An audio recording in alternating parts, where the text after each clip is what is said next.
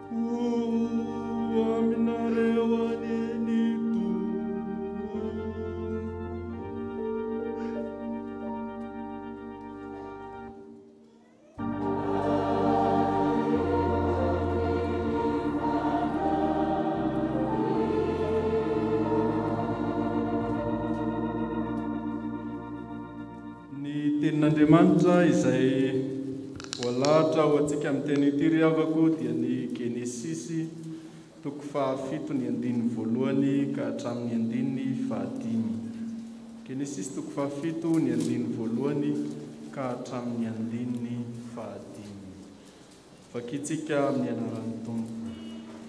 Ary hoy Jehova tamin'ny Noa, midira ao anatin'ny sambo fiara ianao mba amin'ny ankohonanao rehetra, satria ianao no hitako fa marina eo anatrehako amin'izao olona miarabelona aminao izao. Ny biby madio rehetra isan-karazany dia analanao ao aminao 7 avy, lahy sy vavy, ary ny biby tsy madio isan-karazany 2 avy, lahy sy vavy, ary ny voromanidina koa isan-karazany 7 avy, lahy sy vavy, mba tsy ho lany taranaka ambonin'ny tany rehetra ireny. Fa raha afaka fotoana, izaho ampilatsaka ranon'orana ambonin'ny tany 70 andro sy 70 alina. Ary ny zavatra velona rehetra izay nataoko dia ringako tsy ho ambonin'ny tany, ary noa nanao arak'izay rehetra nandidiny Jehovah azy.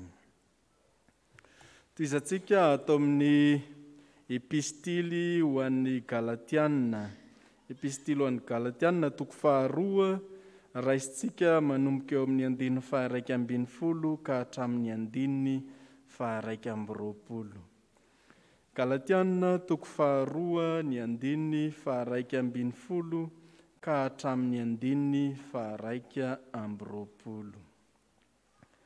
Ary noho ny tonga tany Antiokia Kefasy dia nanohitra azy ny fanatrika aho satria hita fa nanantsiny izy. Fa fontsy mbola tonga ny sasany avy tany amin'ny Jakoba dia niara-ninana tamin'ny jentilisa ihany izy. Fa noho ny tonga ireo dia niatakataka izy ka niala satria natahotra ny momba ny famorana izy. Ary ny jiosy sasany koa niara-ny atsara velatsia taminy ka Barnabasy avy aza mba voataona ny fiatsaram-belatsiany koa. Fa rehefa hitako fa tsy nandeha mahitsy araka ny fahamarinan'ny filazantsara ireo, dia hoy izaho tamin'ny Kefasy teo anatrehan'ny olona rehetra: raha ianao izay tena jiosy aza ny manao tahaka ny fanaony jentilisa, fa sy tahaka ny fanaony jiosy, nahoana ny jentilisa niterenao hanao tahaka ny fanaony jiosy? Taranaky ny jiosy isika, fa tsy mba mpanota avy amin'ny jentilisa. Nefa noho ny fantatsika fa tsy hamarinina amin'ny asan'ny lalàna ny olona, fa amin'ny finoana an'i Jesosy Kristy, dia nino an'i Kristy Jesosy koa isika mba ho hamarinina amin'ny finoana an'i Kristy, fa tsy amin'ny asan'ny lalàna, satria tsy misy nofo ho hamarinina amin'ny asan'ny lalàna. Fa raha mitady ho hamarinina ao amin'ny Kristy isika, nefa ny tenantsika ho hita fa mpanota moa mpanompo ny ota vai Kristy? Sanatria izany. Fa raha ny zavatra efa noravako no atsangako indray, dia mampiseho ny tenako fa diso aho. Fa raha izaho dia tamin'ny lalàna no nahafatesako ny amin'ny lalàna, mba ho velona ho an'Andriamanitra aho. Voaomby miaraka amin'ny Kristy amin'ny azo fijaliana aho, ary tsy izaho intsony ny velona, fa Kristy ny velona ato anatiko. Fa izay velomako ankehitriny eo amin'ny nofo, dia ivelomako amin'ny finoana ny Zanak'Andriamanitra, izay efa tia ahy ka nanolotra ny tenany hamonjy ahy. Tsy mahafoana ny fahasoavan'Andriamanitra aho, fa raha avy amin'ny lalàna ny fahamarinana, dia maty foana Kristy. Faranantsika ao amin'ny filazantsarani Jesosy Kristy Tompo araka ny Marka, ny Marka toko 1:20, ny 2:20 ka hatramin'ny 2:20. Filazantsara araka ny Marka toko 1:20, ny 2:20 ka hatramin'ny 2:20. Andeha ho vakitsika eo mpitsanganana izany. Ary noho ny maraina raha nandalo izy, dia hitany fa efa nalazo hatramin'ny fakany ilay aviavy. Ary Petera nahatsiahy ka nanao taminy hoe: Rabio, indro fa efa malazo ilay aviavy nizoninao. Ary Jesosy namaly ka nanao taminy hoe: manana finoana an'Andriamanitra. Lazaiko aminareo marina tokoa, nazovy no ilaza amin'ity tendrombohitra ity hoe: mifindra ka mianjerany an-dranomasina, ka tsy hananao am-pony fa iny fa ho tonga ny zavatra lazainy, dia ho azony izany. Koa lazaiko aminareo, na inona tonononareo amin'ny fivavahana sy angatahanareo, dia minofa efa nandray anareo, dia ho azonareo izany. Amen. Ray masino, manamasinanay amin'ny fahamarinana, ny teninao ny fahamarinana. Amen.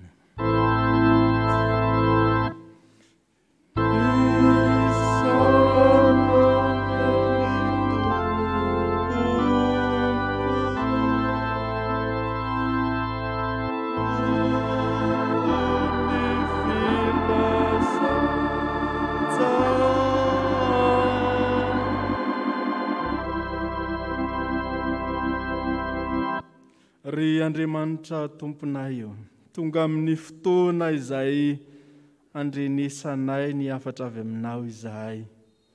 Ny angatanay aminao Tompo dia ny hameno ny fanahinao masina anay tsirairay avy, mba tonga anay hiorina amin'ny finoana ary hanorenana ny maha-kristianina anay izany finoana ao Andriamanitra izany.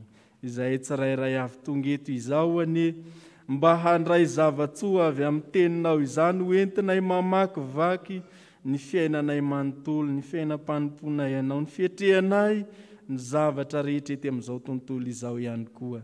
Mba ny fananao masina tompo ny mpanomponao izay efa nomaninao hampita izany afatra avy aminao izany amin'ny olonao tsirairay avy. Amin'ny anaran'i Jesosy Kristy tomponay. Amen.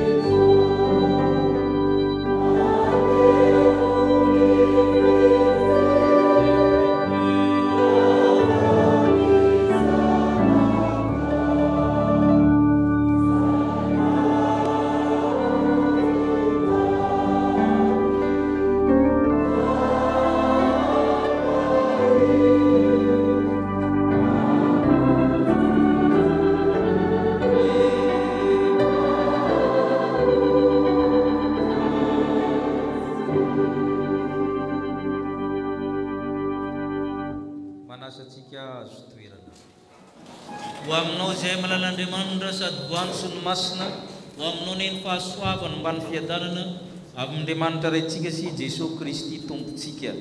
Amen. Galatiana toko faharoa. Ny epistily ho an'ny Galatiana dia epistily na literaturana ady.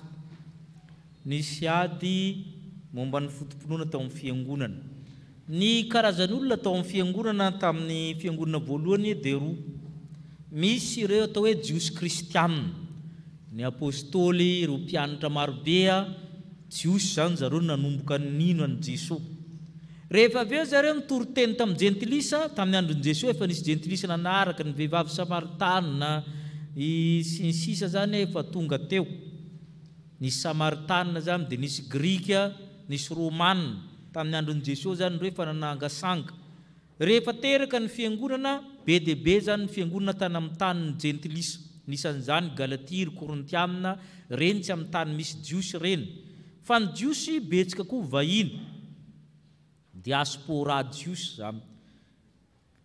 Kristianina jiosy dia kristianina jentilisa. Zay zany zareo. Le kristianina jiosy mbola mitondra ny mahajiosy azy. Teo zany niterahan'ny olana. Mbola mitandrina ny famorana izy ireo, mitandrina ny lalàna Mosesy, mbola mitazona ny fadifadina. Ireto kristianina jentilisa reto tsisy fady. Dia nanomboka nisy ny fifandonana.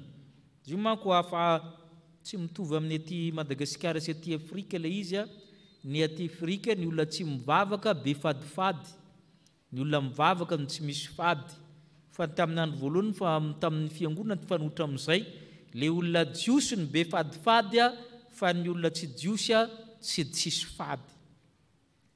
Dia satria manko ny jiosy nanomboka ny fivavahana, manana apôstôly maro izy, ny apôstôly voalohany jiosy daholo. Dia nanomboka nanery Jakoba hoe ireto kristianina jentilisa reto tsy mety mihitsy ny fiarahana amin'ireo raha tsy mitandrina ny lalàna izy. Mitandrina ny famorana izy, mitandrina ny sabata izy, mitandrina ny fadifady ny jiosy rehetra izy, sakafo madiso maloto. Namaly Paoly avy hoe jerenareo fa tsy marina. Kristy tsy mbola miteny an'izany. fa iza moa no mamonjy atsika tsy Kristy va tsy ny finoana va ny mahavonjy efa adievitra ao amin'ny bokin'ny Romanina zany hoe ny marina amin'ny finoana no velona ka ity Galatia amina ity zany dia nisoratan'ny Paula noerina zany fampianaran-diso momba ny famorana izany dia manorina ny finoan'ireo kristianina ny Galatia i Paul zay koa no akatsika afatra ankehitriny hoe inona moa ny fototra irenan'ny finoana kristianina inona amin'ny tena maha-kristianina maro ny zavatra azo resahana fa roa ihany resantsika ny kristianina dia olona no amarinina amin'ny finoanan'i Jesosy Kristy zay no voalohany ny kristianina dia olona no amarinina amin'ny finoanan'i Kristy Jesosy ary teo ny nadisandry Petera sy ny namany adininy zareo zany fa famorahana indray ny lasa ambony vakitsika ny Galatiana 2:1-10 sy ny 2:10 ny 2:10 sy ny 2:10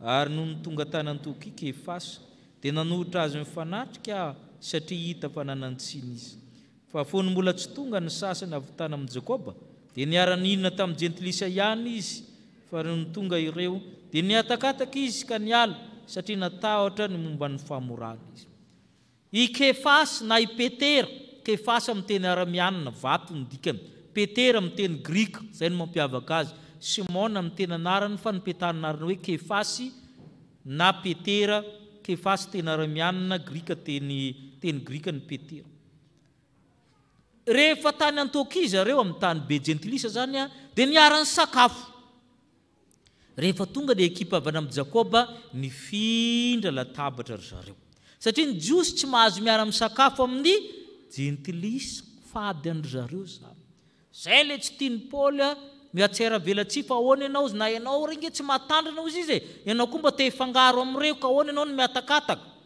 nampatsiaro ny tena foto-javatra Paul hoe ny fanamarinana amin'ny finoana fa tsy io lalàna io tsy famorana io famorana io fa nisoloana inona moa batisa efa batisa ndray no mahay antsika ka tsisy tsony zany jiosy na grika zany tsisy tsony andevona tsy andevona alana vavy fa iray ihany isika rehetra na inona rehetra amin'ny Kristy Jesosy ndenge vakitsika na amin'ny 9:12 sy ny 7:10 na nitsiny Paul an'izany 9:12 sy ny 7:10 nefa noho ny fantatsika fa tsy hamarinina amin'ny asan'ny lalàna ny olona fa amin'ny finoanan'i Jesosy Kristy dia nino an'i Kristy Jesosy koa isika mba ho hamarinina amin'ny finoanan'i Kristy fa tsy amin'ny asan'ny lalàna satria tsy misy nofo hamarinina amin'ny asan'ny lalàna fa raha mitady ho hamarinina ao amin'ny Kristy isika nefa ny tenantsika ho hita fa mpanota vai Kristy sanatria izany itsika ho Paul mahafantotra dia jiosy ary fa tsy lalàna no hamarinina amin'ny olona fa finoana ny lalàna manko tsy mahay manamarina azavaintsika matetika zany raha misy lalàna anankiray ho aza mangalatra dia tsy misy lalàna miteny hoe zay mangalatra afaka madiodio fa rehefa tratra mangalatra anao dia maninona ampiarina aminao ny sazy mifanitsy amin'izay ka na lalàna mpiangonana io na lalàn'Andriamanitra io na lalàn'mpanjakana io na lalàn'ny fiarahamonina io na lalàn'ny fianakaviana io na ny lalàn'ny natiora zay mandikan'io tsy hafa-maina pantotrave natao hoe lalàna ny natiora zany lalàna natiora zao misy jiro mirehitra io rehefa apetaka ao eo ny tananao dia maninona zay ihany ny vatana zay le hoe ny lalàna tsy mahay manamarina ny lalàna zany manitsoka foana ny hoe aza mangalatra rehefa tratra ianao tsisy hoe afaka madiodio ndre ianao fa nohona ary nangalatra zay zany ohatra tsotra ka zay mahatonga hoe ny lalàna tsy mahavonjy zay midika hoe lalàna tsy mahavonjy fa mampafantotra ny olona fa maninona izy diso izy zay nasan'ny lalàna ny lalàna zany dia mampafantotra anao fa diso ianao fa ny finoana ny mahavonjy ho Paul apôstôly finoanan'i Kristy itsika zany hamarinina ao amin'ny Kristy tsy hoe nahatateraka ny lalàna tsika tsy misy mahatateraka an'iny na ariara tsika ato fa raha ny lalàna no atao mivoaka daholo tsika rehetra tsisy mijanona ato tsy misy mahatateraka an'io fa i Kristy no fahataterahan'ny lalàna Kristy no mahatateraka an'io fa hamarinina ao aminy no afindrina amintsika izay le tsy takatry ny Jesosy Kristy aminy ka tsy ny famorana tsony na ny fombafomba ivelana na nara-piangonana na ny fifadiana zao no mahavonjy fa Kristy no manamarina. Ny finoanan'ny Kristy no manamarina. Zay natao hoe sola fides, ny finoana ireriana no manamarina amin'ny olona. Fa tsy vokatry ny asa natao na ny asa vita na ny fitandremanao ny lalàna, fa itsika koa tsy matandrina an'io Paoly apôstôly. Fa no ny Kristy manamarina antsika. Tsy misy olona maro raha vao ny lalàna mitenenina tampimbava daholo ny olona rehetra. Hoe aza mangalatra zany ange ka manomitra amin'ny fangalarana ora anam-piasana. Misy afaka miala an'izany ve tsy nitsangana kely nanoaka kely dia nijery gote tsisy miasa adiny 8 zany akory fa araka mihena foana io. Satria raha vao nitsangana ianao dia efa tsy ampy adiny 8 io. Nanoaka kely dia efa tsy ampy adiny tanao fa le aza mangalatra, manomboka mangalatra ora, mangala-pihinana, sao dia izany nahatandrina. Tsisy nahatandrina. Izay mahatonga ny Paoly miteny hoe ny Kristy no manamarina antsika fa tsy ny famorana na ny lalàna na mitoy zany. Tsy misy olona afaka omarina antrehan'ny lalàna. Ohatra raha ataon'ny Paoly eo ambany i Abrahama. Ilazan'ny Paoly fa ny lalàna tsy mahavonjy fa zavatra hafa mihitsy. Galatiana 3 eo ambany kely eo ny andininy 9 sy ny 7. Galatiana 3 andininy 9 sy ny 7 eo ambany eo ihany vakitsika. Dia tahaka ny Abrahama ninan'Andriamanitra ka dia nisaina ho fahamarinana izany. Ka fantara fa zay avy amin'ny finoana ny zanaky Abrahama. Tamin'ny andron'ny Abrahama i Paoly tsy mbola nisy didy 10 e. Tsisy hoe sabata tandremany, tsisy hoe biby fadifady zany. I Abrahama ne nihinan-kisoa. Tsisy fadifady. Izy zany tsy voavonjy. Inona zany nanamarinana azy? Satria nino. Abrahama nino an'Andriamanitra, zay no mahatonga azy hoe marina. Ianao koa mihinan'Andriamanitra, ianao koa maninona? Marina. Lasa zanaky Abrahama. Ka matetika zany tsika manamelo tena amin'ilay tsy matandrina lalàna, enjehin'ny olona koa hoe ranona hono mba mpandray, ranona hono mba dekona, ranona hono mba zao. Tsisy matandrina lalàna ho Paoly fa Kristy no maninona? Manamarina. Ny kristianina dia no amarinina dia lasa marina, fa tsy marina ho azy izy. Fa ny kristianina dia olona no amarinina tamin'ny finoanan'ny Kristy dia lasa olo marina izy. No amarinina zao tsika tamin'ny famelan-keloka teo dia lasa olo marina isika. Zay ny fototra voalohany hoe ny kristianina dia olona no amarinina tamin'ny finoana. Ny faharoa, ny kristianina dia olona mivelona amin'ny finoana. Rehefa no amarinina tsy mijanona eo fa mitohy ny fiainana, velona amin'ny finoana isika. Mila maty isika amin'ny lalàna dia velona ao an'Andriamanitra ho Paoly apôstôly. Inona moa zany maty dia veo velona izany? Aza vaintsika amin'ny 7:20 sy ny 20. 7:20 sy ny 20 vakitsika. Fa raha izaho dia tamin'ny lalàna no nahafatesako ny amin'ny lalàna mba ho velona ho an'Andriamanitra. Voaomby miaraka amin'ny Kristy amin'ny hazo fijaliana, ary tsy izaho tsony ny velona fa Kristy ny velona ato anatiko.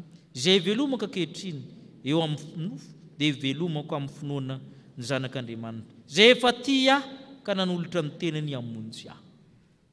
Maty aho ho Paoly noho ny amin'ny lalàna. Satria zany nanoto, nandika lalàna fahafatesina no tambiny ota. Ny lalàn'Andriamanitra tsy mitovy amin'ny lalàn'ny olombelona. Ny lalàn'Andriamanitra mangalatra koa enim-bolana na tsy haiko dia mangalatra miliara zao mety mifamadika koa ary sa tsy zay moa?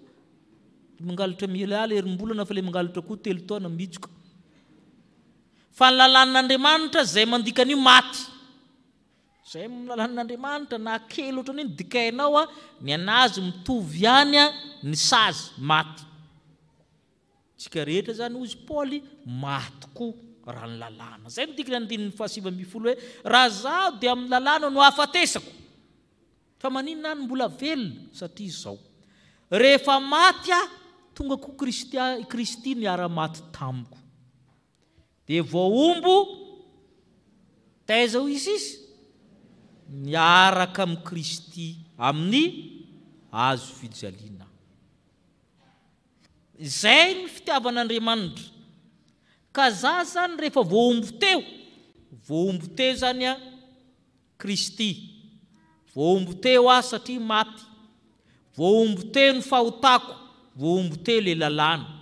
Za zany andika lalàna hoe aza mangalatra, voaombo teo Kristy mitondra an'iny, voaombo teo a, voaombo teo le fahotako, voaombo teo a le lalàna hoe aza mangalatra. Zay ny dikany io. Ary zay ny mahasarotiny protestanta amin'ny Lacroix io a, madiodio misy dikany io. Rehefa nifantsika teo zany za Kristy le fahotako le lalàna, rehefa niala teo Kristy, dia izy koa niala teo koa aho. Dia Kristy rehefa niala teo izy nankaiza hozy izy?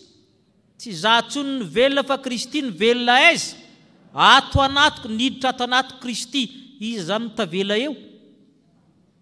Efatra nge izy teo Kristy a, zaho a, ny fahotako a, le lalàna. Izy zany ny roa tavela eo. Ny fahotako sy le lalàna ny tavela eo. Sika be zany.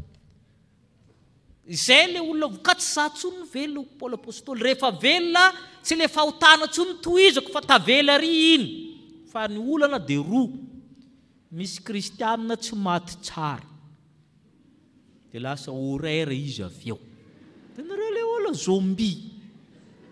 Tsy maty tsara. Ary zay ny manahirana, zay ny mahatonga ny gasy mery misotro toka be, izy sy ny mexicanina satria ny gasy na dia maty ary mbola mena foana. Inona nataonareo aloha rehefa isotro? Izy no mena aloha? Tsy mamaly gasy mbola misotro toka foana na efa napasy anary. Rehefa tsy maty tsara ianao a, teo, tsy maty tsara koa le fahotanao. Tsy maty tsara koa le lalàna. Ny olana faharoa ndray a, misy kristianina maty fa izy efa mandeha ry aloha miverina indray ngotany indray le fahotana tavela teo. Azonareo ve le izy? Satroany indray. Mila mahay maty miaraka amin'ny Kristy, voaombo. Sasany zany ampina fantsika rezatra, inona moa anaran'le fantsika ngoada be iny? Na 520 ara tsy mahatavela azy io. Tsy mahay maty zay maolana izy. Ny tsy fetezanao fato no afaty anao, fa ny fetezanao afato no avelona anao. Mila mahay mamono zany fahotana zany miaraka amin'ny Kristy tsika. Ary zay mahatonga hoe tsy za tsony ny velona fa Kristy. Lasa tanan'ny Kristy ny tananao, tongotro Kristy ny tongotrao, fisainan'ny Kristy ny sainao, ny fonao toeran'ny Kristy. Zay le hoe velona amin'ny finoanan'ny Kristy. Hainao ny hay-saina kely tsika, ny psychologie. Rehefa mifantsika eo azy zany a, mifantsika eo ny ego. Le ego zany a, le manao hoe za. Le zahoana rehetra mifantsika eo. Zay le ego zay. Raha tsy tavela eo iny, dia za le mihevitra ny tenako hoe zao. Ny ego zany dia ny fiheverako ny tenako. Io no miteraka ny ego toy ny rehetra, ego centrisme, ego inona koa moa? Ista. Misy ego marobe ary ratsy satria tsy tavela eo. Raha mifantsika eo le egoko tavela eo. Fa mifantsika eo koa ny surmoako. Inona ny surmoi? Zay tenenin'ny olona momba anao, le manahirina anao io. Ianao zao. Petahan'olona etikety ianao. Mila mifantsika eo iny vao afa mandeha ianao. Ny surmoi zany a, zay ataon'olona anao. Sao dia verinao moramora angoariko amin'ny tenako le izy hoe ny surmoi ny pastera, samy mizaka ny surmoi tsika pastera zany nozy ny olona dia apetany eo tsara hoe ohatr'izao, manao complet lava, tsy mitsako voanjo amin'ny arabe, tokony mandeha an'izao. Ireny le atao hoe surmoi zay apetaky ny olona aminao, ny zanany tokony manao an'izao, sy ny sisa. Dia malasa mavesatra. Azontsika ve natao hoe surmoi? Dia ianao koa zany mahazo an'izay ianao amin'ny maha-miaramila, amin'ny maha-zaosonao, amin'ny maha-renim-pianakaviana, misy zavatra apetaky ny olona aminao. Ireny manavesatra. Ary indraindray zavatra tsy tsara. Ireny zavatra ireny le teneneo rehefa velona miaraka amin'ny Kristy ianao, na ny egonao, na ny surmoinao, tsy manan-kera aminao tsony. Zany akory tsy miteny hoe manao belamosina be mareniny ianao, tsy zany fa tsy lasa miforotra anaty ianao amin'ny zavatra ataon'ny olona aminao, fa lasa mitraka ianao satria Kristy ny velona ao anatinao. Zay natao hoe fahasoavan'Andriamanitra ho Paul apôstôly. Zay ao amintsika ao. nde hoaritsika amin'ny Noaza ny Genesis 7. Noaza ny razambeny Abrahama, mitovy amin'ny Abrahama ihany ny zavatra mitranga tamin'ny Noa. Genesis 7:1 vakitsika. Aro Jehova tamin'ny Noa, midira anatin'ny sambo fiara ianao mba amin'ny ankoranao rehetra satria hita fa marina ianao natreo amin'izao olona maro be. I Noa mo marina tahaka ny ahoana? Tsy mbola nisy didy folo teo, tsy mbola misy sabata teo, ary tsisy famorana akory ary. Manino izy marina? Satria mino an'Andriamanitra. I Noa rery zany sisa nino an'Andriamanitra teo. Zay mahatonga nolazain'Andriamanitra azy hoe marina. Midira ianao misambo fiara. Amin'ny androntsika ankehitriny moa ina amin'ilay sambo fiara moa? Fiara lehibe izy ny fifoazana. Ina ilay izy? Ny fiangonana. Ty chapelle metrahany tompo antsika ty zao tsy hoe tsika akory ny olona tapotroatra. Anjely fa hoy izy ny tompo hoe mino ahy ianao, marina ianao. Midira ao anatin'ilay sambo fiara. Azontsika ve le ohatra? Fa misy zavatra matsikaiky ao anatin'ny sambo fiara io. Misy biby madio sy biby maloto. Firy ny biby madio alaina hozy izy? 7 avy. Firy ny biby maloto alaina? 2 ihany. Fa maninona betsika be ny madio noho ny maloto? Misy 2 ny valiny. Valiny fetsifetsy mba misy hoan'ny Noa. Kanefa tadidy fa biby anarivonrivony reo daoko zany tsy de marina loatra le voalohany. Fa ny ratsy mitombo kokoa noho ny tsara. Azontsika ve zany? Ny ratsy mitombo haingana noho ny tsara. Tsika raha malalo hoe ny fandio iray siny tsy maleo, jere fotsiny zaridainanao. Inona mitombo vetivety le voninkazo sa le ahi-dratsy? Ny ratsy mitombo vetivety. Mila fitandremana koa io satria zay sary tenen'io dia efa mba asian'Andriamanitra frein zany hoe 2 ihany nalaina amin'ireo. Fa reo zany mitombo vetivety reo jereny biby fadiny jiosy fa malaky mitombo jereny bitro. Ahoana hoe fitentsika amin'ny bitro? Tinao fa mitombo miompianao ondry dia mitombianao bitro dia izy ny bobaka be rehefa avy eo. Tanareo fa marina io zay bitro manko fadiny jiosy.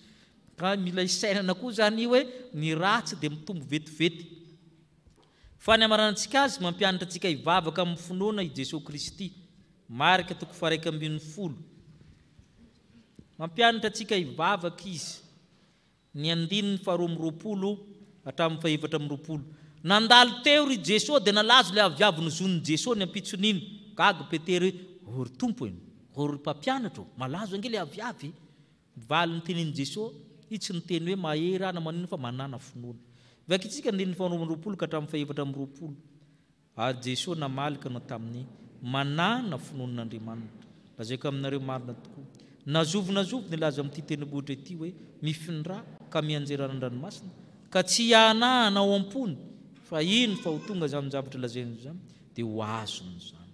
Koa lazaiko aminareo na inona amin'ny fivavahana angatahana dia mino fa efa nanray dia azonareo zany.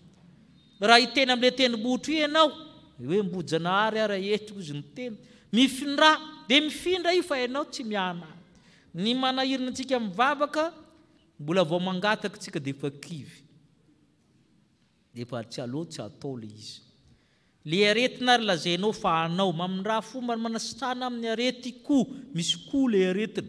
Io ary efa anao ko atao olona indray no masitranana anio. Dia tenibohitra dia anambarana ny olanao io. Ny tenibohitra dia manambara olana, manambara fahotana, manambara zava-manahirana. Ny tenibohitra. Ny olananao no inarisana amin'izany. Problemanao. Rehefa mangataka ianao mamdidy dia mifindra any ka tsy mianany ianao izy izy. Ino fa tena ho avy zany dia tena tonga tokotrany izy. Fa ianao ara tsy mino an'ilay izy ary misalasala mivavaka ho an'ilay izy. Ny faharoa na inona tononao fivavahana amin'ny finoana minofa efa nandray ianao dia ho azonao. Ianao le mivavaka iny dia efa misaotra amin'ilay valim-bavaka. Misaotra amin'ilay valim-bavaka. Satria izy io misy valiny foana. Misy karazany efatra ny valim-bavaka ho le zalahy zay. Le izy mety tsy mivaly, efa valiny iny. le izy mety mivaly fa miova cross nangatahanao bisikileta ny azo satria raha mahazo an'iny ianao ambany camion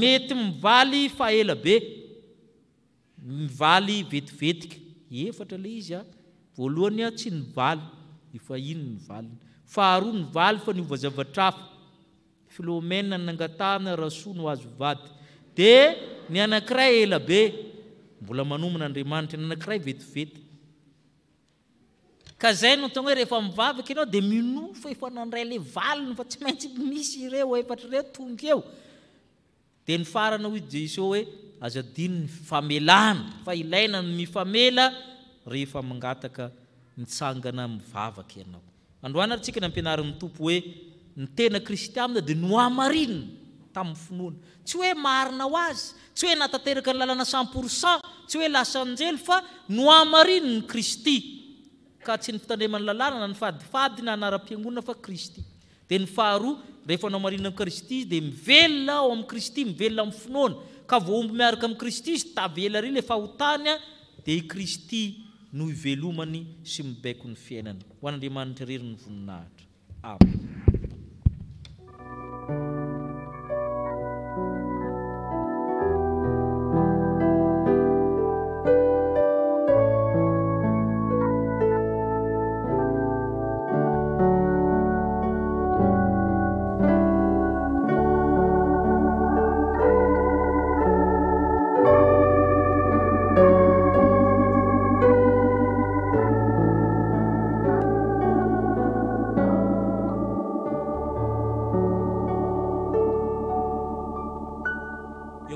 Ivavaka isika rehetra riavana ivavaka isika Andriamanitra tomponay misaotra anao izay kehitriny noho ny famindramponao izay efa nasehonao taminay tsirairay avy nitehirizanao anay indray nandritry ny fihiboana lasa iny ary ankehitriny velom-pisaorana anao ny fiangonana rehetra misaotra anao ihany koa izay ny amin'ny teninao izay nomenao anay tamin'ny teny io tianao ny toeranay amin'ny maha-kristianina anay ka efa noamarinanao maimai-poana tamin'ny finoana izahay misaotra ry Tompo Andriamanitra ihany amin'izany fahasoavana ametrahanao anay izany koa atao amin'izay rehetra ny fiangonanao ny mpanomponao hitoetra amin'izany finoana izay efa nomenao an'ny fiangonana izany sitraikao ihany koa ny iainanay ivelomanay amin'izany finoana izany koa atao amin'izay rehetra mba ho resy lahatra fa efa voaomby niaraka tamin'i Jesosy Kristy zanakao teo amin'ny hazo fijaliana izahay sy ny fahotanay ary ny fahanameloana rehetra izay miatra aminay ka tsy izahay intsony ny velona ty anatinay fa ianao Kristy ilay tompo sy mpamonjy anay tao amin'izay rehetra mba tsy hivavaka ampahazarana fotsiny manomboka amin'ny teny io fa hivavaka amin'ny finoananao petraka eo ampelantananao araka izany ny afahanay mijoro vavolombelonao indray amin'ny hoavinay rehetra amin'ny androm-piainanay misaotra ny amin'ny nitantananao ny tokantrano tsirairay avy ary misy ireo afaka mijoro vavolombelonao ankehitriny misaotra ny amin'ny navitany izy ireo ny fianarana teo ihany koa ny famahanao ny olana maro isan-karazany ary apetraka eo ambany fitarianao indray ny ezaka ny fiainana izany mpanomponao izany izay rehetra mahasoanay irinay sy apetraka eo ambany fitarianao Andriamanitra irery ihany amin'ny anaran'i Jesosy no anaovanay ny vavaka amen. Ira fahafolo amin'ny firana fanampiny no iraitsika.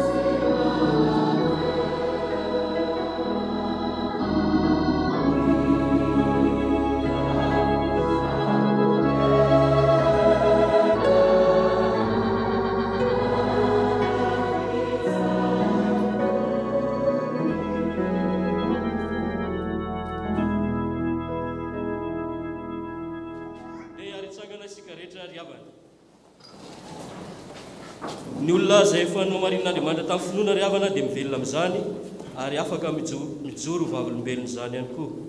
Ka ny fanekam-pinoana larana voalohany na ny fanekam-pinoana apôstôlika no iomboanantsika rehetra amin'izany.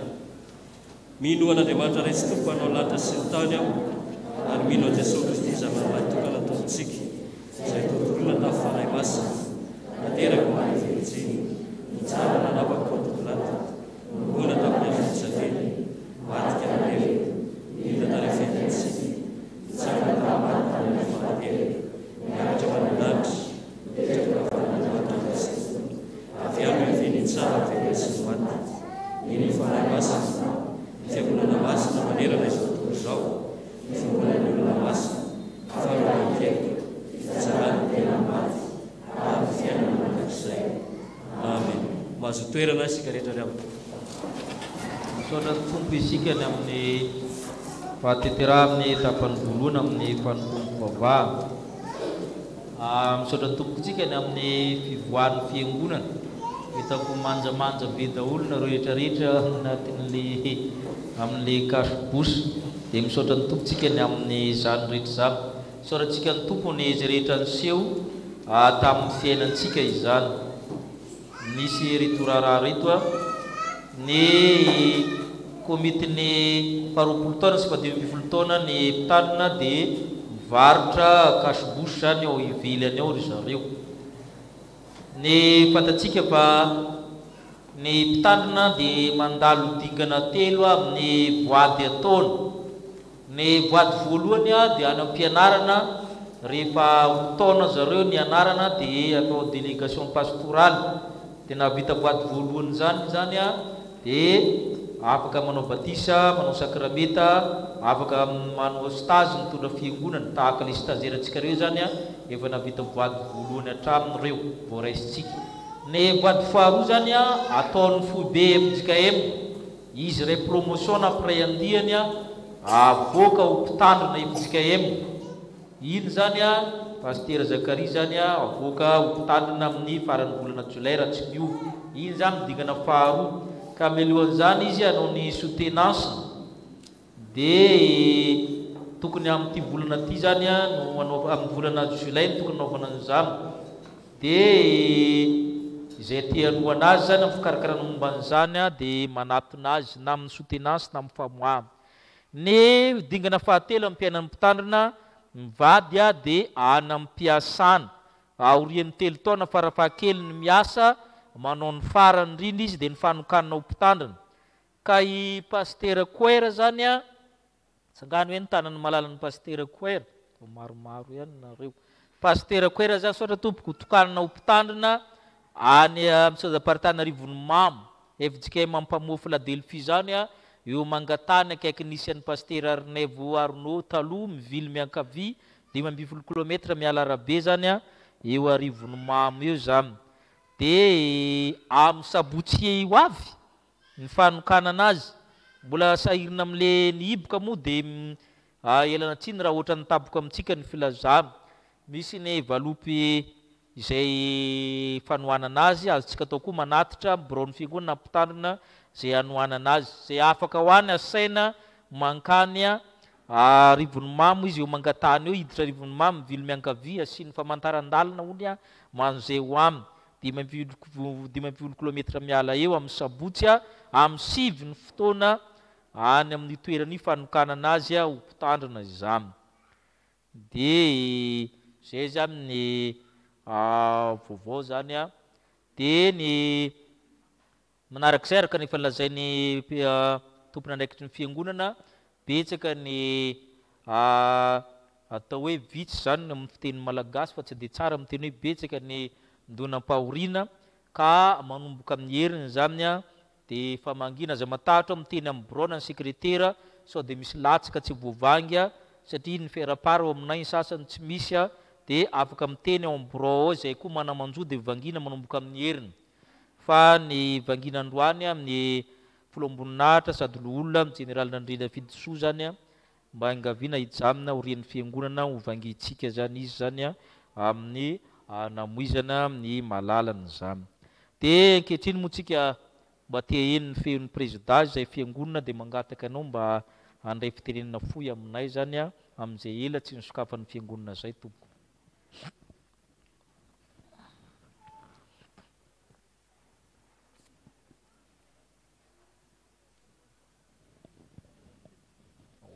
Ny mesure barrière mesure sanitaire fa dia tsy maintsy mizatra an'izay moa tsika mianakavy. Misaotra an'Andriamanitra tsika ny tamin'ny sokafan'ny fiangonana indray zany ka nazahoantsika niaona eto am-piangonana amin'izao andro anio izao.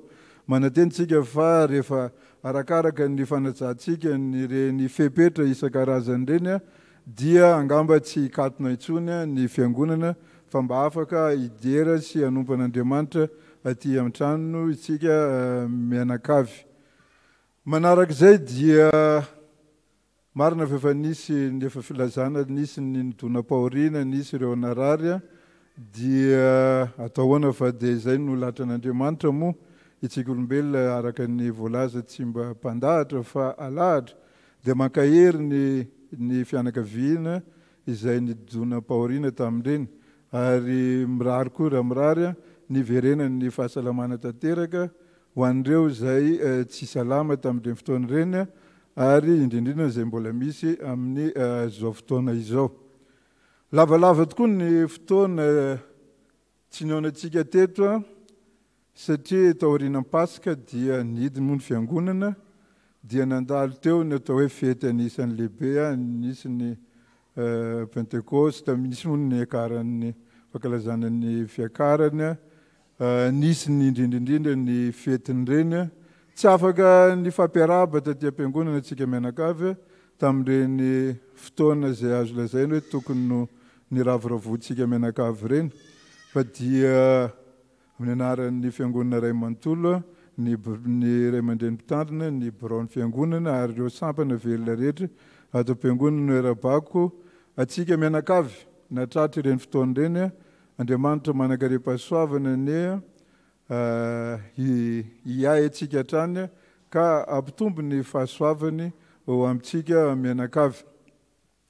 Maromaro ny atao hoe fandaharam-piangonana izay nefa nitapahantsika tao anatin'ny 3T nefa tsy afaka nitanterahana tamin'ny nandritra izay fotoana lavalava izay. Anisan'izany ary anisan'ny goavana ny fanokanana ny dekona izay novinavinaina ho tokony tamin'ny faharoa volana Mey izay raha tsy diso dia tsy tanteraka izany. Efa nisy moa ny fivoriana nataon'ny biraon'ny fiangonana dia ho tanterahana ny atsoatsy ny fanokanana an'ireny dekona ireny. Anisan'ny fandaharantsika tato am-piangonana koa ny fankalazana ny 20 taona sy ny 12 taona ny Ray aman-dreny mpitandrina Rakotojafy Mikael mianakavy dia efa nasaina moa ireo amin'ny komity mpankalazana somary andrindra sy hanafaingana ihany koa ny fandarana izay efa nikasaina ny volavolaina tamin'ny ireny.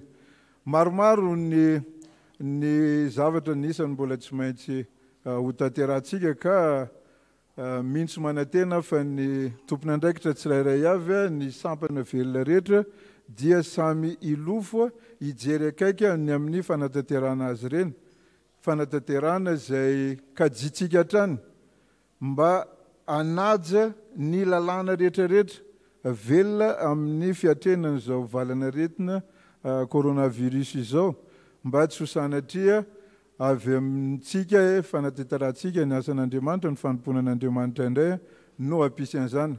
Ataoko angamba fa naheno daholo tsika ny afatry pasteur filohan'ny FJKM tamin'ireny hoe raha misy tokoa ny fanarahana ny lalàna mikasika an'ireny dia aty amintsika aty am-piangonana ka tsy homenatra amin'izany tsika ny eo amin'ny fanarahana an'ilay fa sady tombontsoa ho antsika tsirairay zany no tombontsoa ho an'ny be sy ny maro. Zay angamba aloha no afatra ho antsika fiangonana fa dia mankahery antsika rehetrarehetra eo amin'ny fiatrena ny fanompoana an'Andriamanitra ary indrindra mamerina ny fankaherezany ihany koa ho an'ireo izay nidona-paoriana. Dia ho an'Andriamanitra irery ny voninahitra.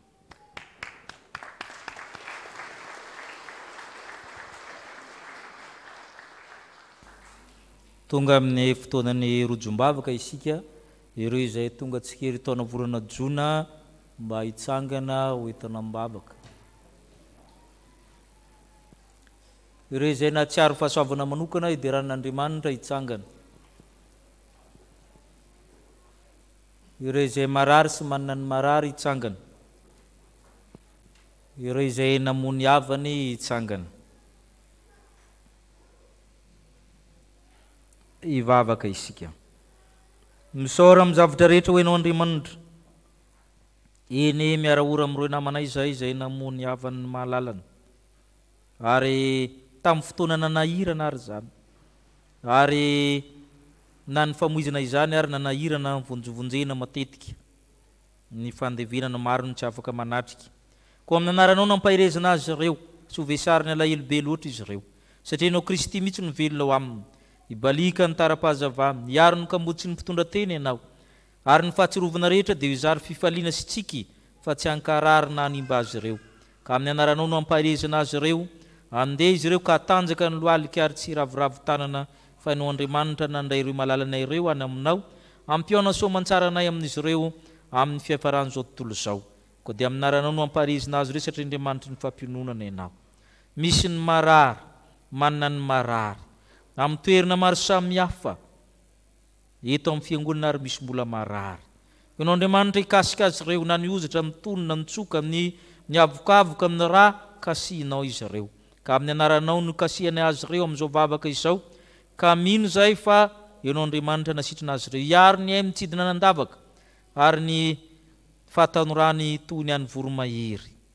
Misy ny manana olana amin'ny tenany, amin'ny vadiny, amin'ny tokantranony, amin'ny zanany, amin'ny fivelomana, amin'ny asany, amin'ny fitsarana, amin'ny fananana, amin'ny endriny maro samihafa. Tompo, ampianaro izy ino fa amin'izao izay mangataka izao dia efa miala, efa tonga aminy amin'ny valim-bavaka hoentinao amin'izy ireo. Ka fantatray satria Andriamanitra tsy fo fa mahavonjy ny tananao, sofinao tsy landalovina fa mahare tsara ary mahita. Ka hiteny aminy ianao hoe hitako ny fahorian'ny oloko any Egipta hidina azo hamonjy azy. Ka hideranao izy ireo satria Andriamanitra mahery ianao ka mamonjy azy. Eny misaotra anao zay ianao amin'ny fahasoavana voaray ny reto havanay. Nasianao tamin'ny fandriamanitra tsara sady mpanao ny tsara ianao. Ka tsy mba votsotro am-pelantananao ny famonjena. Ary raha miasa ianao tsy misy manomboka am-pelantananao, tehirizy izay fahasoavana nomenao azy na soa azy ny tenany, ny ankonany ny havany. Ka hideranao hatramin'izy. Trahampamonjena reto havanay reto mitombo ny andro iainana ary tratry ny tsingeritaona izy amin'izao volana jona izao. Mampianarana ny isan'ny andronay nanay fohendry, koa dia menao azy ny fahendrena, fahalalana, fitiavana, famindram-po andro lava, ka hiaraka aminao mandrakariva izy fa nisafidin'ny fiangonana neona izany. Maro ny tinenga tamy, fohy ny fisainanay, na ny mipetraka na ny mitsangana, na ny anantokotamy, ny anantokantrano manaraka izao vavaka izao. Enatra nampitan-dranomasina. Ianao Andriamanitra mahalala zavatsoa menany zanako tsirairay avy, meo azy ireo araka ny habeny indra fonao. Zany no angatanay no amin'ny anaran'i Kristy izay mamaly vavaka sy mampianatra anay vavaka. Misaotra Tompo. Amen. Tratry ny tsingeritaona nareo dia moraro soa indrindra, mahazo toerana. Iroso amin'ny rakitra isika, io ny dekona andamina antsika ny amin'izany. Ny hira ny antokopira raha niomana ho amin'izany izy.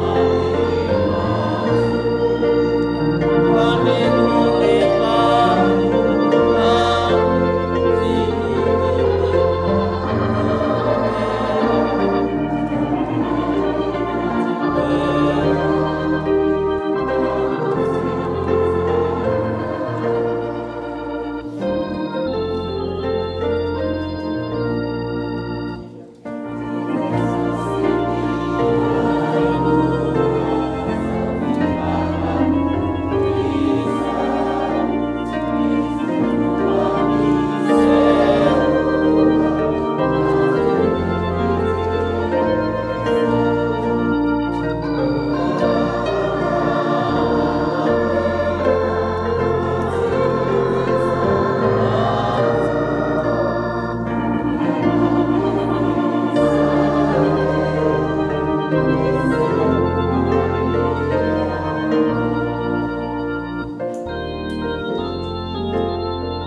fanampiny fa 7 raha Jehova no mpiandra.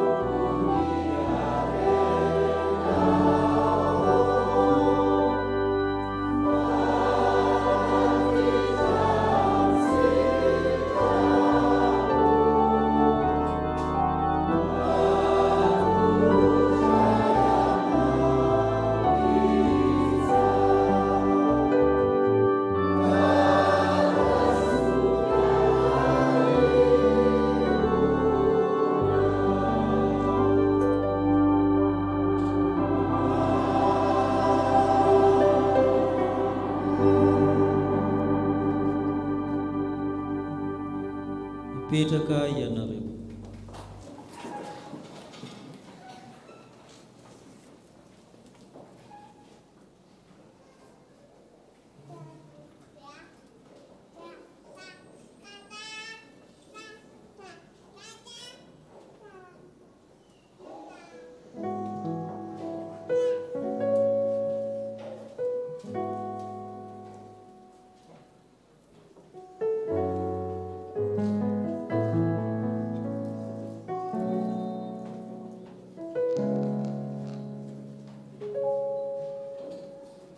Napaka opotsika mandrakariva ry havana ny fiadanana sy ny fahasoavan'i Jesosy Kristy tombontsika ary dia mbola falimeraba ny rehetrarehetra natratra ny fetiny tamin'ny alahady teo.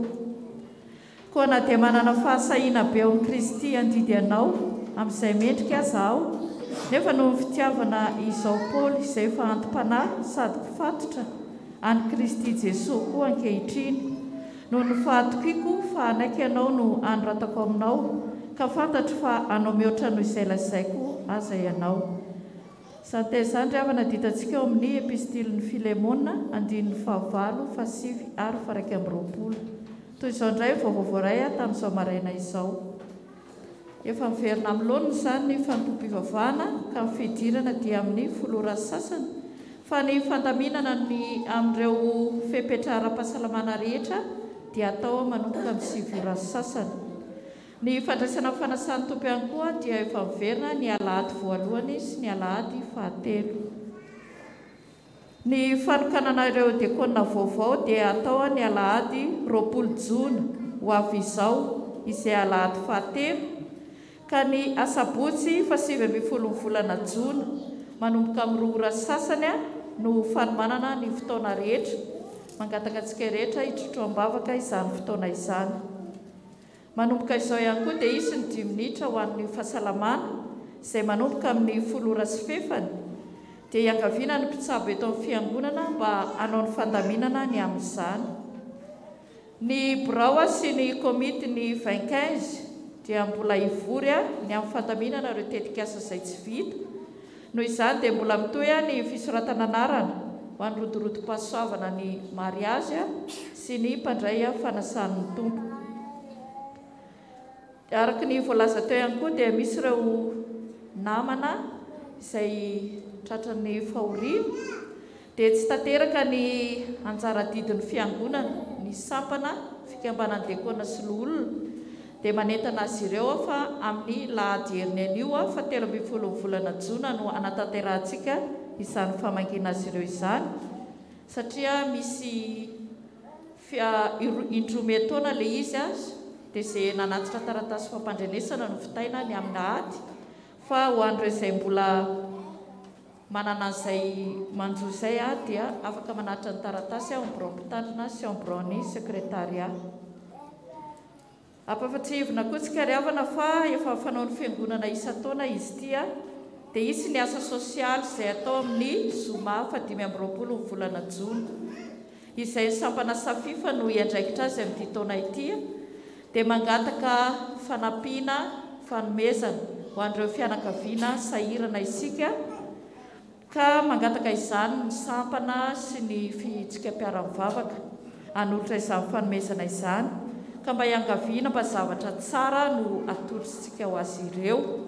Raha lamba moa izany dia mba sasana madio voapasoka tsara no atolotsika, ka raha ohatra koa isika nolotra kiraro fa nisy izany zavatra izany dia mba ataovy kiraro tsara sy mitovy fa tsy alefa ilany makatia fa mahamenatra. Dia afaka manolotra ihany koa isika PPN amin'izany.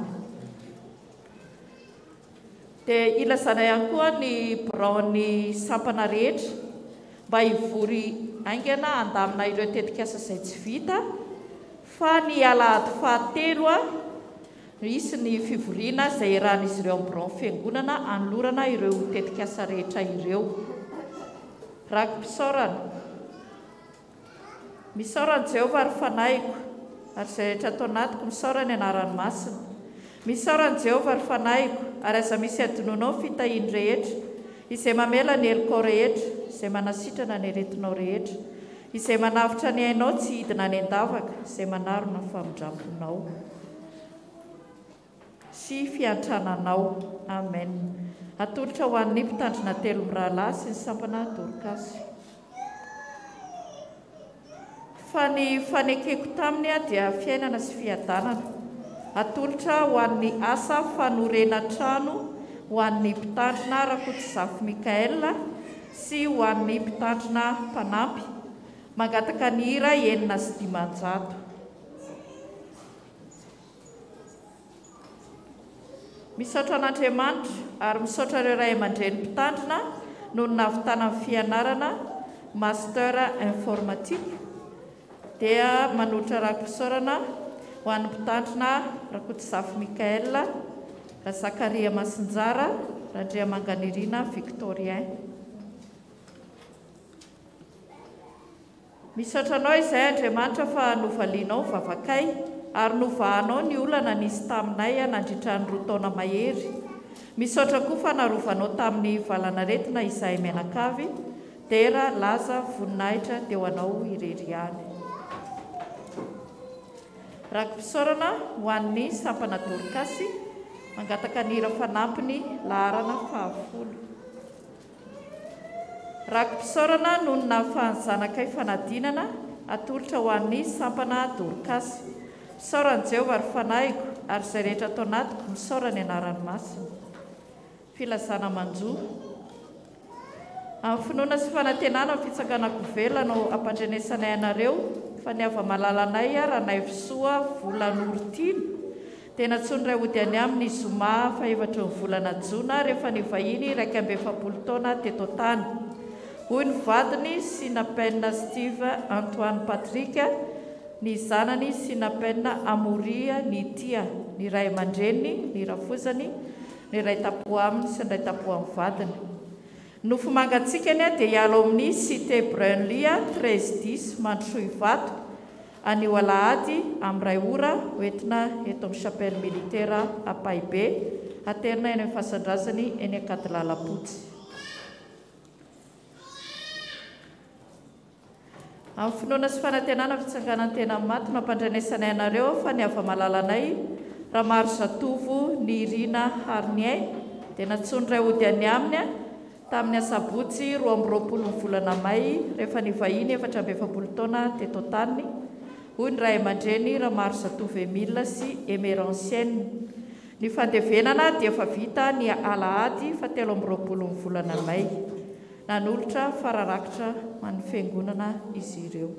Izay indray rehefa navaovaoray tamin'izao maraina izao, voninahitra ho an'Andriamanitra irery any. Ny sampana Sikolalady dia miakatra ty maka ny fitindesina zany mba ho vakina sy anarana trano zany. Dia maka ty zany maka an'izay azo alain'ny ray aman-dreny koa zany zay fitindesina zay ho an'ny Sikolalady. Marana izao fotoana izao isika misy ny fanasan'ny tompo asaina ianao zay vahiny iomba tatapitra amin'izany rehefa avy eo raintsika ny raha voalahatra 730 dia novolany sy faharoa alohan'ny tsodrano ny andinin'ny fahaefatra orian'ny tsodrano. Sangana isika.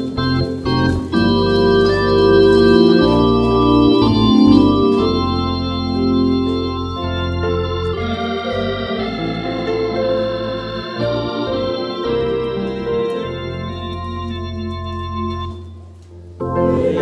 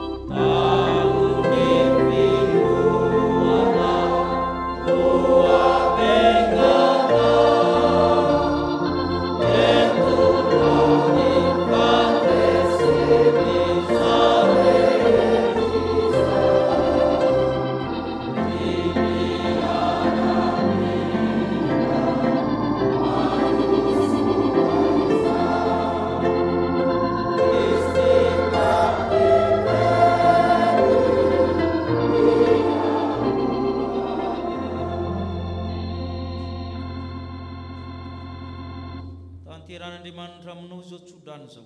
Andriamanitra ny fiadanany anamasina reo samotanteraka ka hiaro ny fonareo ny tokantranonareo izy. Andehanao tsy ho reraka, hiazakazaka ianao tsy ho sasatra, elatry ny akarinareo tahaka ny any voromahery. Ka ho tahinana miditra, ho tahino raha mivoaka ny tokantranonao. Amen.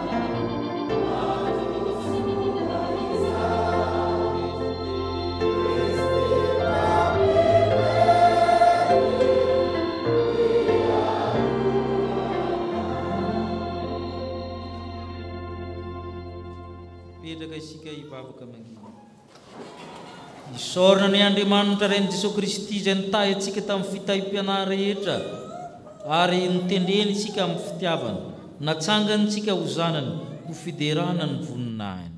Ho an'Andriamanitra reny ny voninahitra amin'ny anaran'ny ary ny fanahy Kristo. Amen.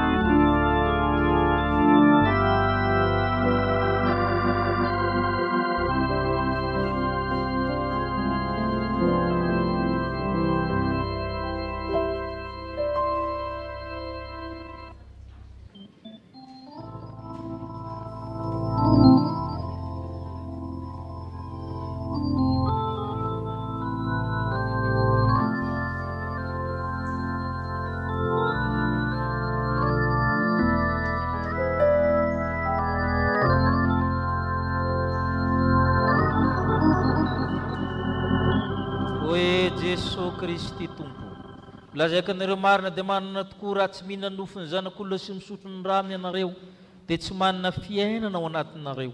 Izay mihinana nofoko sy misotro ny rako ny manana fiainana mandrakizay, ary izaho hanangana azy amin'ny andro farany.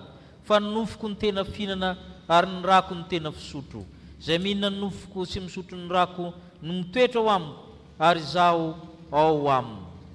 Velatra malona antsika izao fanasana masina izao, manambara izany nofo mandrany Kristy zany amin'ny alalan'ny reto famantarana hita maso reto, koa asandrato amin'ny tompo ny fonareo. Mety sy mahavonjy ary tokony ataonao vinanao vinany misaotra anao tompo, ny amin'ny Jesosy Kristy zanaka sy ny amin'ny fanahy masina Kristy le tompony tompo mpanjaka ny mpanjaka Andriamanitra avy amin'Andriamanitra nateraka fa tsy natao miray amin'ny zavatra rehetra izay nahavita ny famonjenanay ko anao marina tamin'ny finoana izahay ka mivelona ao amin'ny Kristy koa izaho no hanomezam-boninahitra azy an-danitra no amin'ny serafima sy ny kerabi mirakotry ny elany ny anjely tsy omby aliny alina ny mpaminany sy ny apôstôly ny martiora ireo razanay havanay efa tonga ny aminao ka sambatra ny aminao ko mianty izay tompo mba hiombona ny feno marobe an-danitra koa izahay ka hisantatra ny fanjakana sy ny fiobina masina manao hoe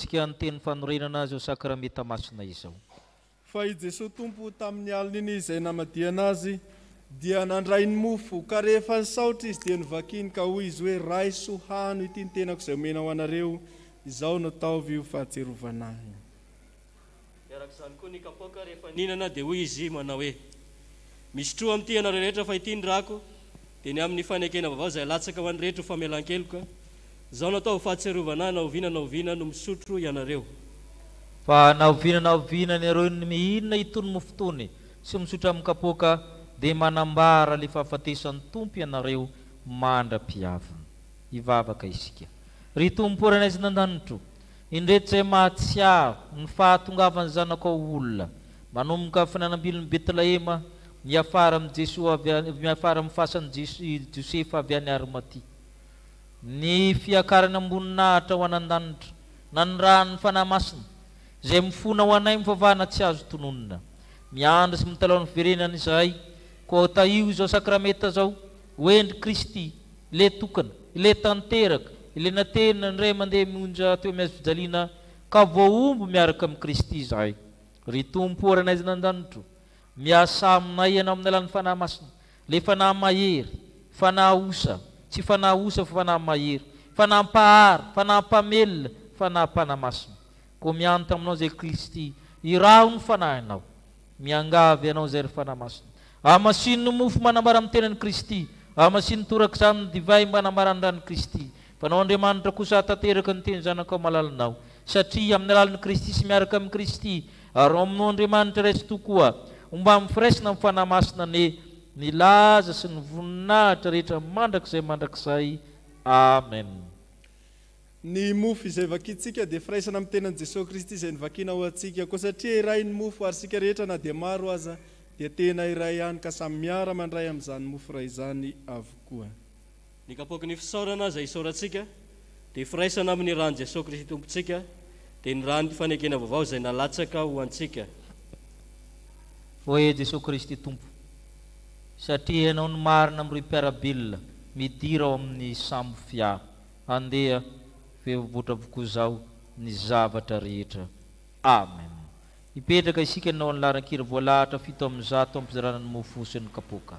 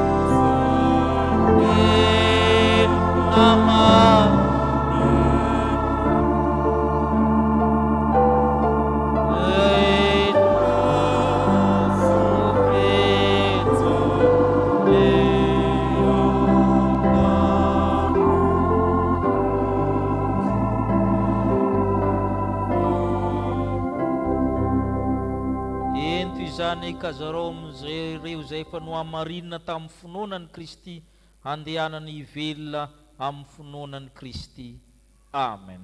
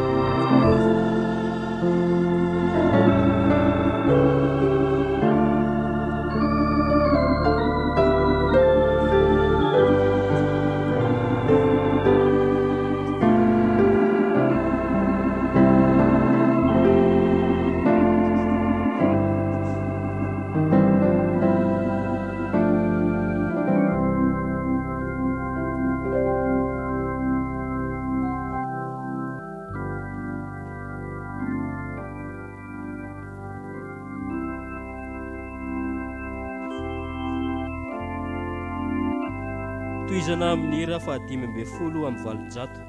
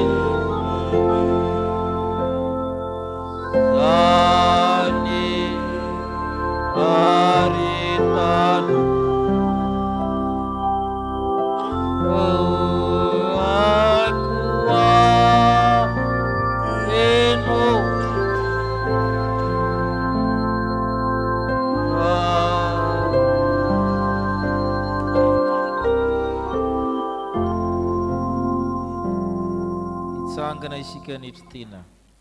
Oka isika iompo amin'ny fanetretena manao hoe Tompo tsy mendrika natao zanako. Tompo tsy mendrika ity ambany tafitrano. Tompo tsy mendrika ity Jesosy tsy molatsaka avy tapatra. Kanefa izay manantona tsy mbola afaka mihitsy. Ny mofonaina no atolony ho anao manaiky mba olony.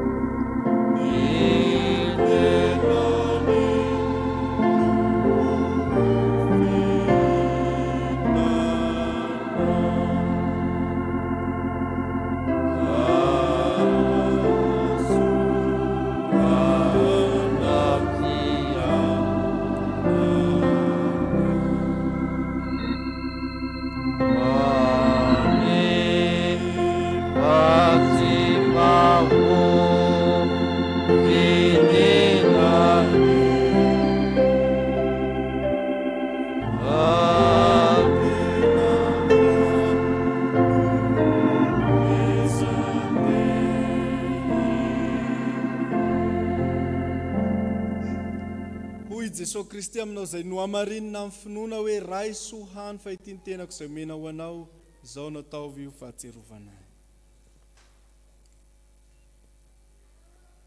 Jesosy Tompo no nanolotra amin'ny ranomasina ho avotra.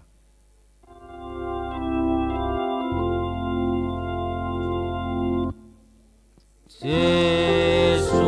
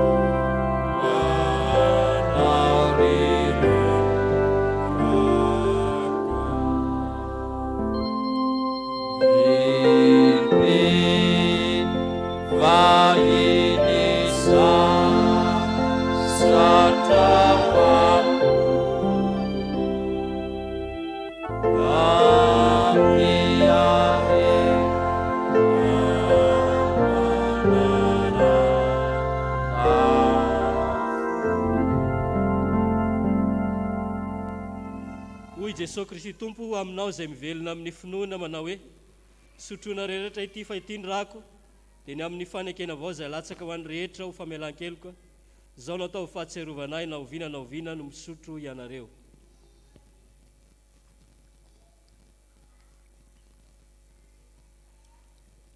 Misaoranao zay Andriamanitra fa efa nandray izao sakramenta masina izao no amarina tamin'ny finoana velona amin'ny finoananao.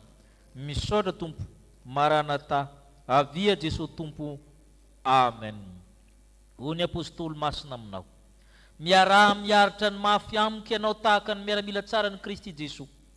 Mahatoky izao teny izao, fa raha miara-maty amintsika dia miara-belona aminy koa. Raha miaritra isika dia miara-manjaka aminy. N'Andriamanitra riry izany voninahitra. Amen. Ipetraka amin'ny fifaliana isika ny amin'ny fisaorana anaovantsika amin'ny hira fahafito amin'ny telopolo amin'ny dimanjato nanaovantsika izany fisaorana izany.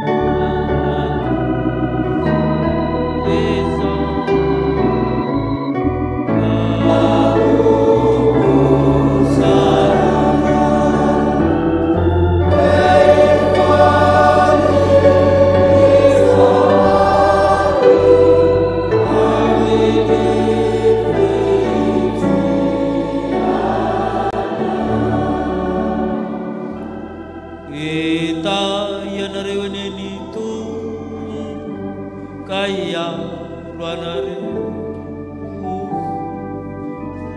pamirapiritra mitafana aminareo eny Tompo ka ianatra anareo ananatra mitafana aminareo eny Tompo ka anome anareo fiadana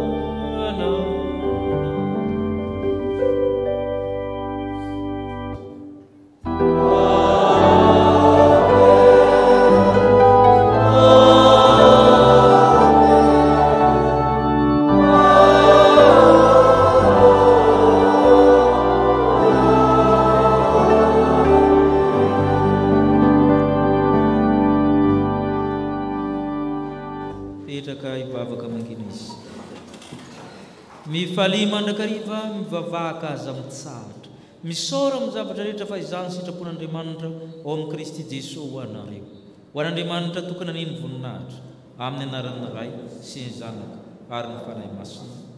Amen.